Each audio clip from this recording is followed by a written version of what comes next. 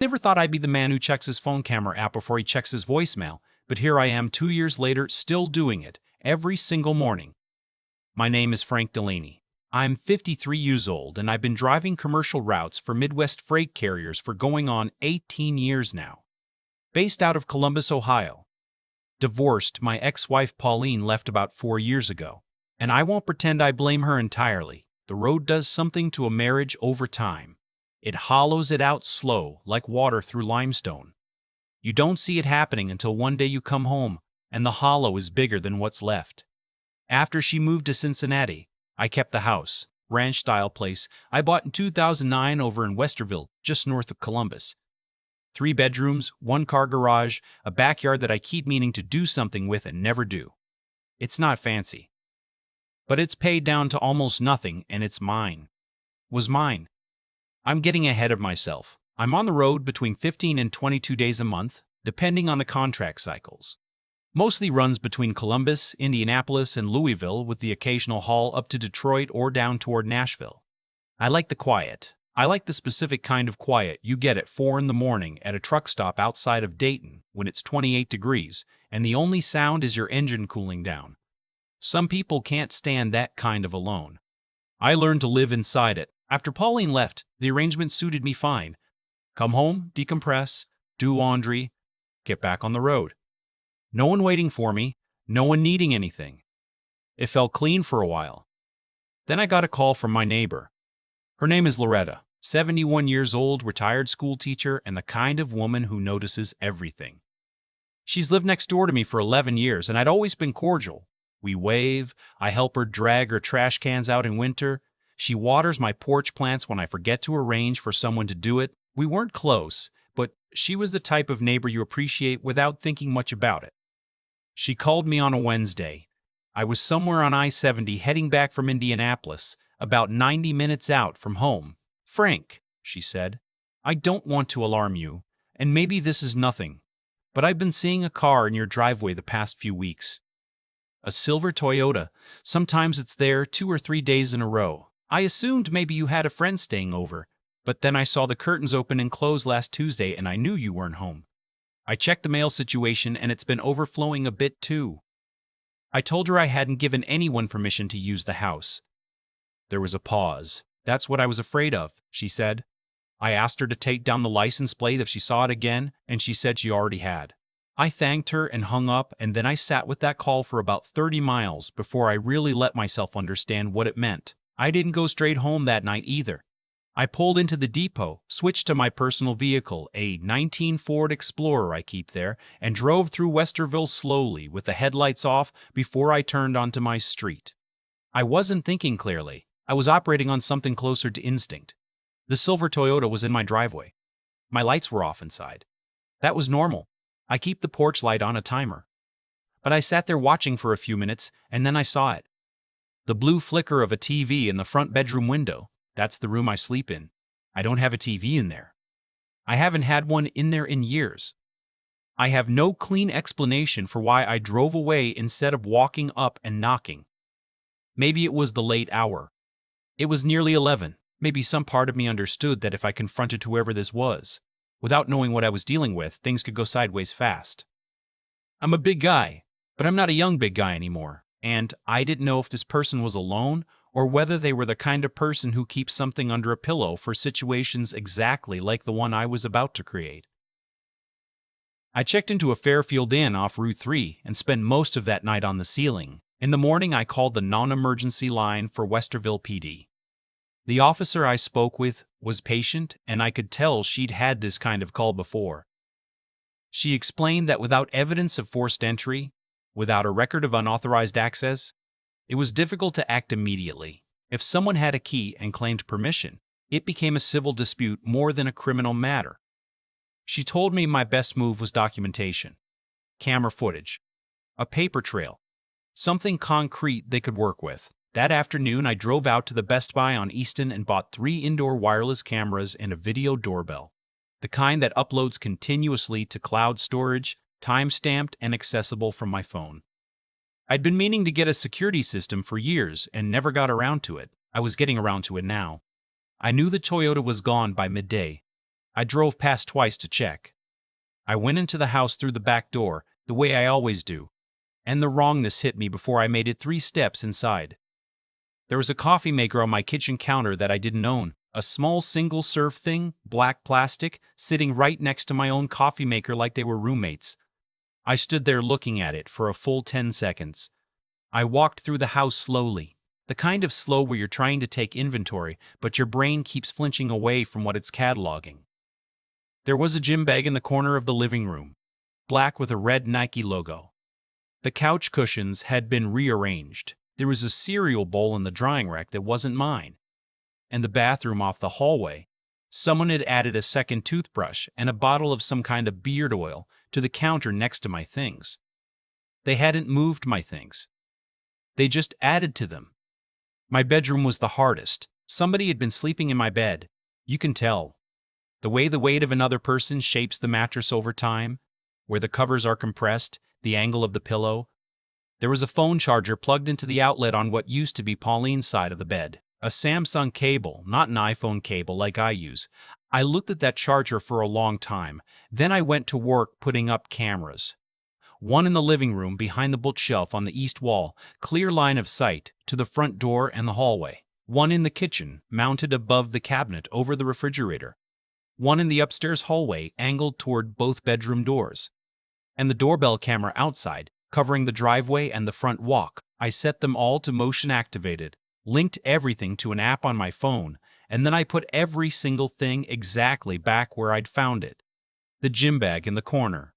The cereal bowl upside down in the rack. I didn't move his toothbrush. I locked up and went back to the Fairfield Inn, and I waited. The first alert came at 3:42 the next afternoon.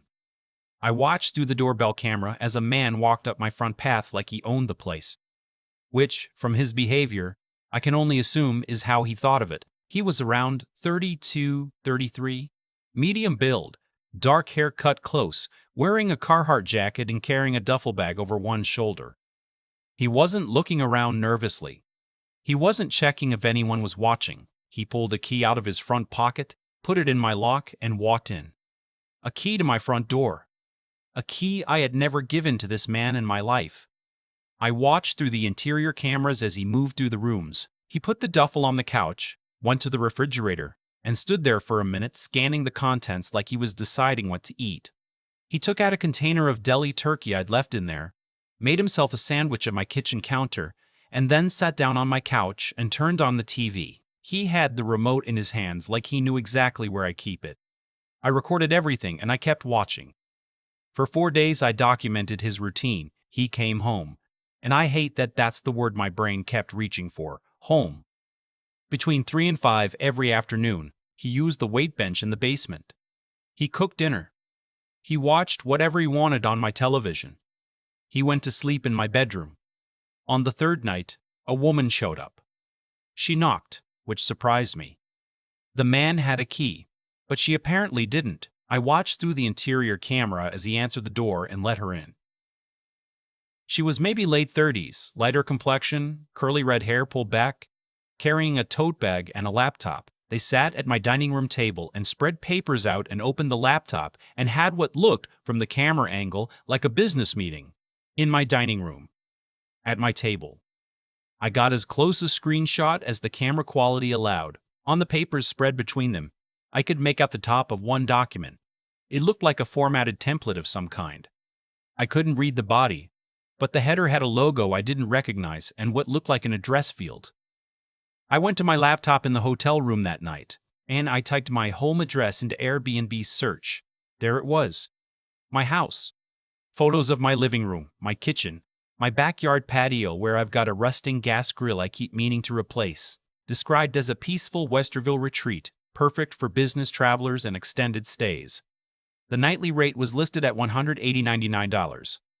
There were 11 reviews, all 5 stars going back nearly 2 months. Guests talking about the comfortable bed, the well-equipped kitchen, the quiet neighborhood, the great host. Great host. I'm not an emotional man in the way people mean when they use that phrase. I don't cry at movies. I keep my feelings organized. But I sat in that hotel room in Westerville, Ohio, a 15-minute drive from the house I've owned since 2009, and something came apart a little. Not loud, just quietly, the way a scene gives. Someone was running a rental business out of my home. While I was on the road paying the mortgage on it, I started researching the man on my cameras. His face was clear enough in the doorbell footage that I took a screenshot and spent a few hours cross-referencing. Facebook eventually gave me what I needed. His name was Patrick Novak. According to his profiles, he was a property investment consultant based in Columbus.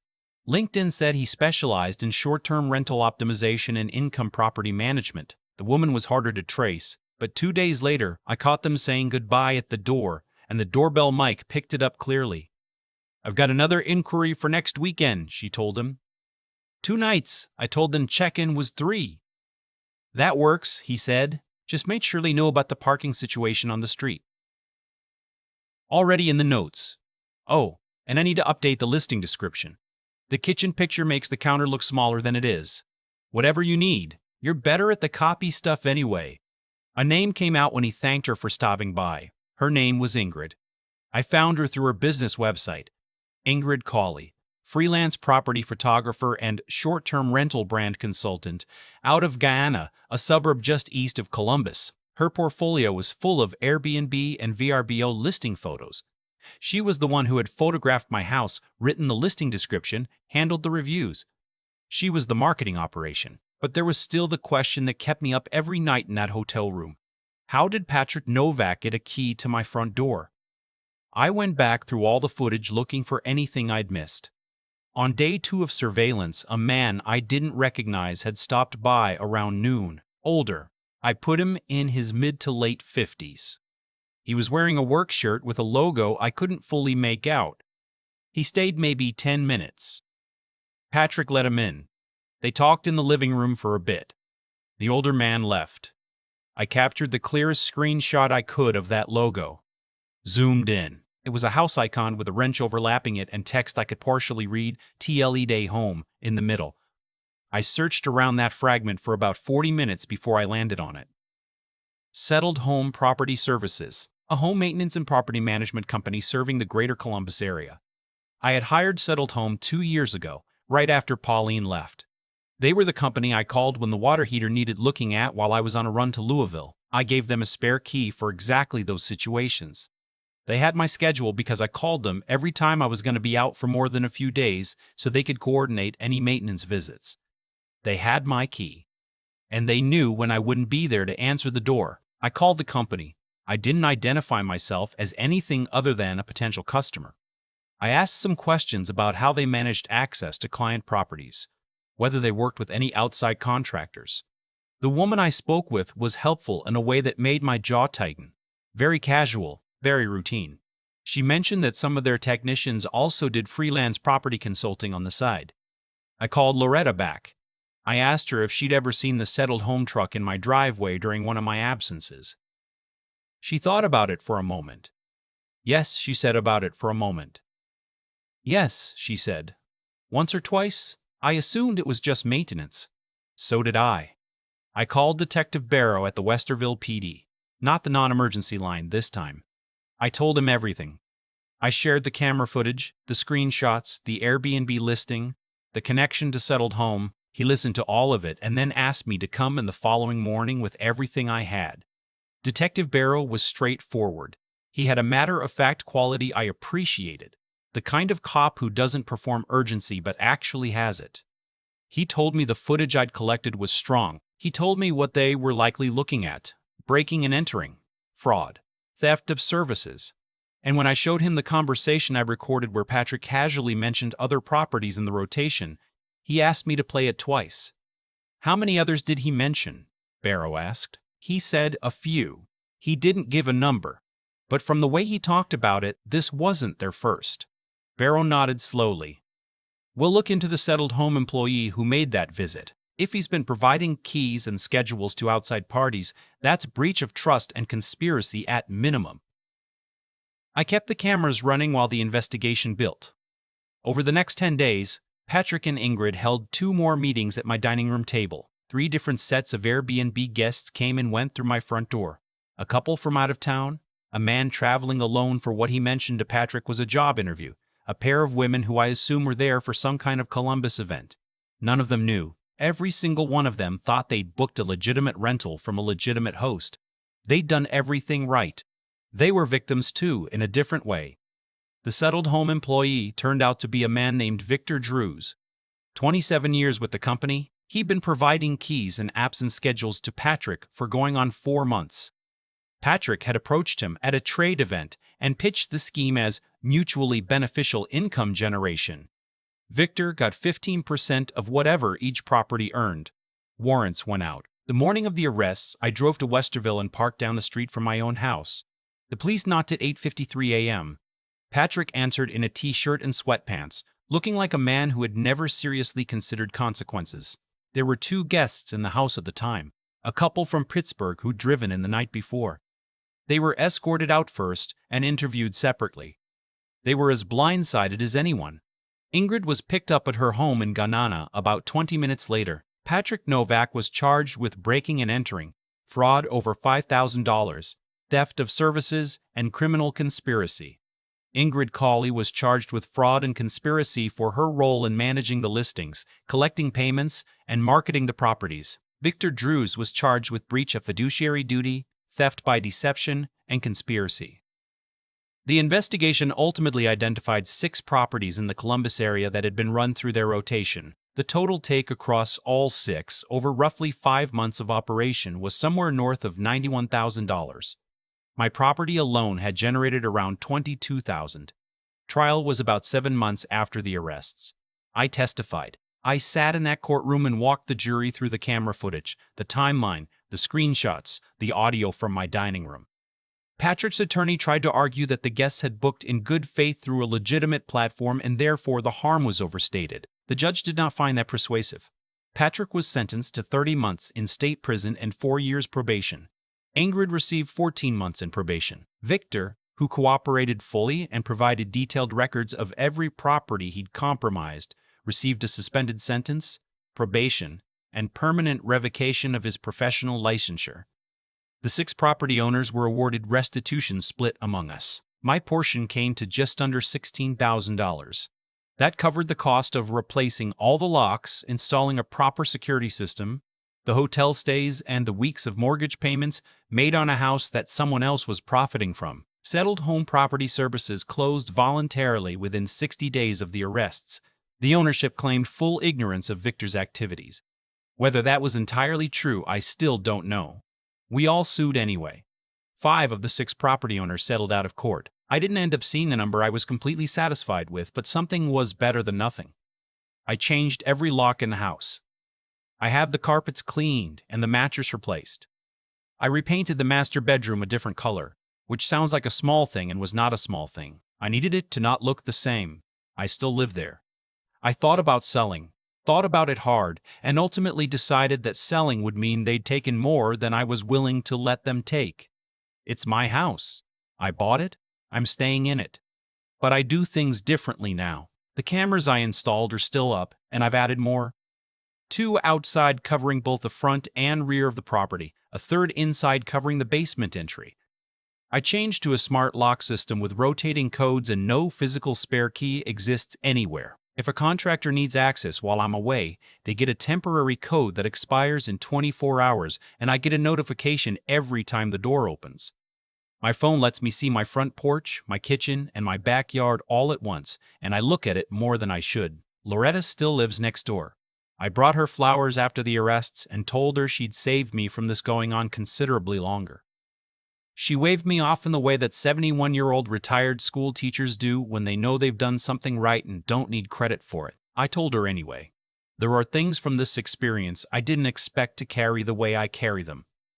It wasn't the money, though $22,000 of someone else's revenue generated from my home is not nothing. It wasn't even the violation of having strangers sleep in my bed, eat my food, use my bathroom, treat my private space like a commodity, though that took longer to metabolize than I thought it would.